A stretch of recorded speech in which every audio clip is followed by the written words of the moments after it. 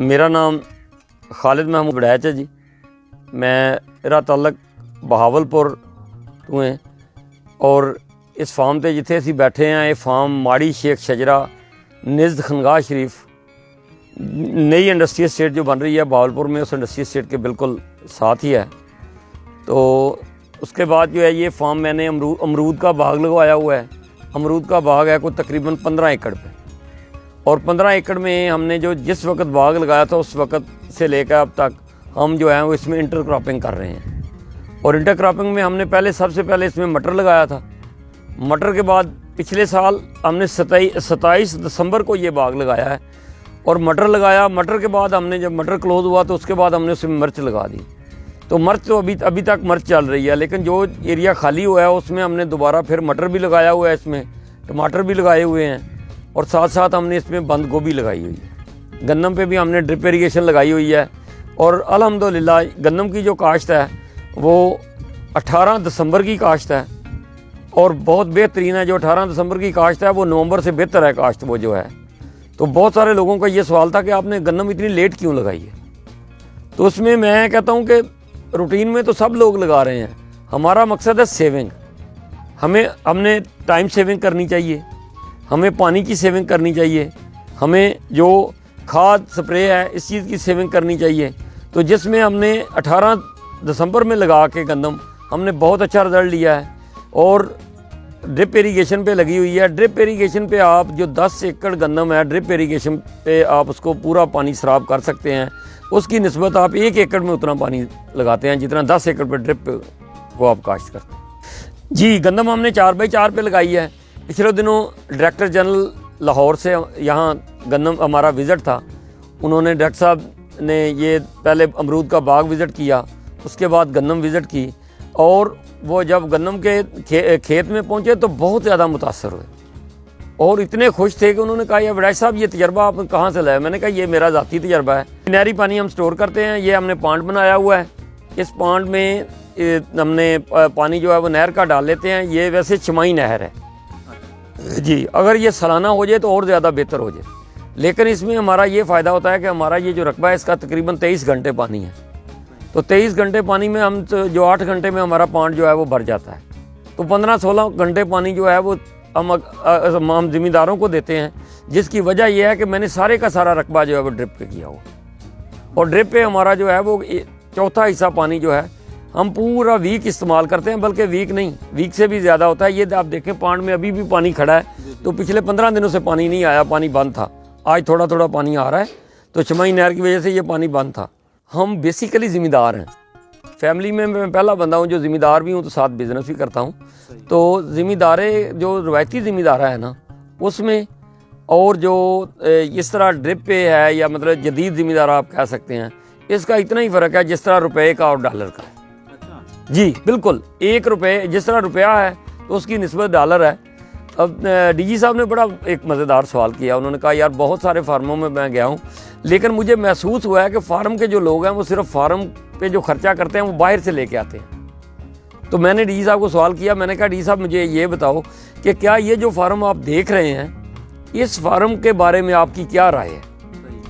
तो उन्होंने कहा बिल्कुल ठीक है। मैंने कहा हम 3 लाख रुपया पर एकड़ जो है अपना टोटल खर्चा निकाल के 1 साल में हम वापस ले गए हैं, जबकि अमरूद का हमने अभी तक एक अमरूद नहीं तोड़ा इससे या खाया नहीं 1 साल में। तो हमने पूरा जो ड्रिप लगाई हुई थी, पांड बनाया है, सारा खर्चा किया है, तो उसके अलावा हम 1 एकड़ से 3 लाख रुपया हम वापस ले गए हैं। तो ये चीज़ें जो होती हैं ना, जब बंदा, कुछ लोग होते हैं सिर्फ वो सोचते रहते हैं, करते नहीं हैं। कुछ लोग करते हैं तो उसके ऊपर अमल नहीं करते, वो कहते हैं घर बैठे आ जाए। नहीं, मेहनत करनी पड़ती है, एक ट्रेन टीम तैयार करनी पड़ती है। मुझे बहुत सारे लोग सवाल करते थे कि वड़ैच साहब खैर है आप डे एंड नाइट इधर ही खड़े हैं। नहीं, जब एक टीमें तैयार हो जाती हैं, सिस्टम बन जाता है तो कोई मसला नहीं होता। देखो, मेरा ज़िम्मेदार भाइयों के लिए यही पैगाम है कि ज़िम्मेदार जो है जब तक खुद दिलचस्पी ना लेगा उस वक्त तक बात नहीं बनेगी। बहुत सारे दोस्त जो हैं वो मुझे सवाल कर रहे हैं ये कि आपने 4x4 पे अमरूद लगाया हुआ है तो इसको क्या करो।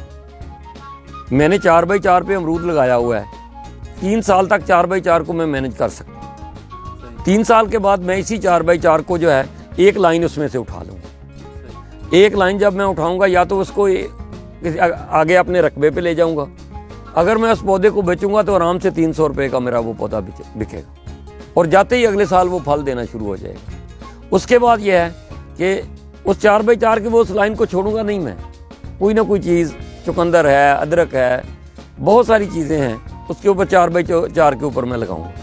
4x4 पे जब देखूंगा कि ये 4x8 पे गुजारा नहीं हो रहा तो फिर मैं इसको 8x8 पे कर दूंगा, फिर एक पौधा निकालूंगा। मेरा ख्याल उस वक्त तक इसकी एज जो है वो 4 से 5 साल हो गई है। अच्छा, उसके बाद जो है वो मैं एक पौधा जो है एक वक्त के बाद जब 10 से 12 साल होंगे तो फिर मैं इसको 8x16 पे ले जाऊँगा। जब इसको 8x16 पे लेके जाऊँगा ना तो उसके दरमियान वाली जो लाइन है उस पर मैं कोई और बाग लगा दूँगा।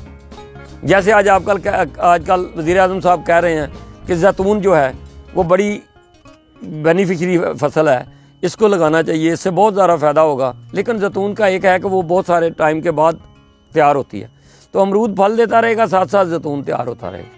जब जैतून तैयार हो जाएगा तो हम अमरूद को निकाल देंगे, जैतून का बाग हमारा फ्री में तैयार हो जाएगा। हम अपने जो मेरे फार्म मैनेजर हैं चौधरी नईम गुजर साहब, वो एग्री ग्रेजुएट हैं जी, वो फार्म को मैनेज करते हैं। इंशाल्लाह चौधरी नईम गुजर साहब का नंबर भी जो है वो साथ हम दे देंगे और वो उनसे बात भी करते हैं। बिस्मिल्लाहिर्रहमानिर्रहीम। नईम अख्तर गुजर मेरा नाम है जी।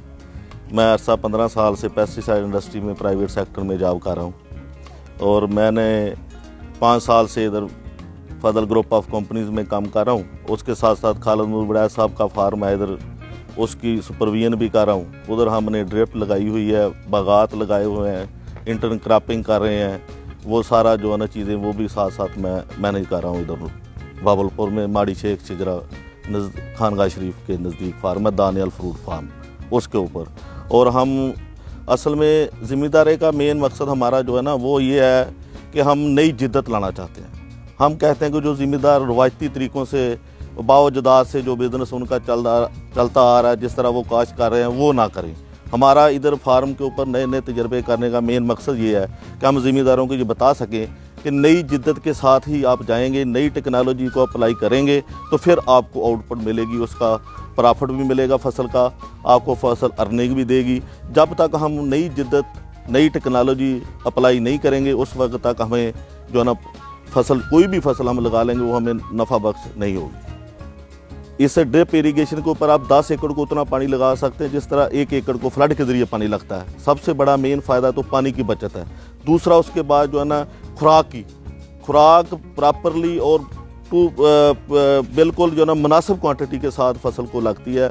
इस तरह जो हम छटा करते हैं उससे हमारी तकरीबन 50% खुराक जो है वो तो ज़ाया हो जाती है, वो फसल को मिलती नहीं है। हमने इधर ड्रिप के ऊपर जितनी भी खुराक देते हैं वो प्योर फसल को मिलती है और उसका आउटपुट रिज़ल्ट हमें नज़र आता है।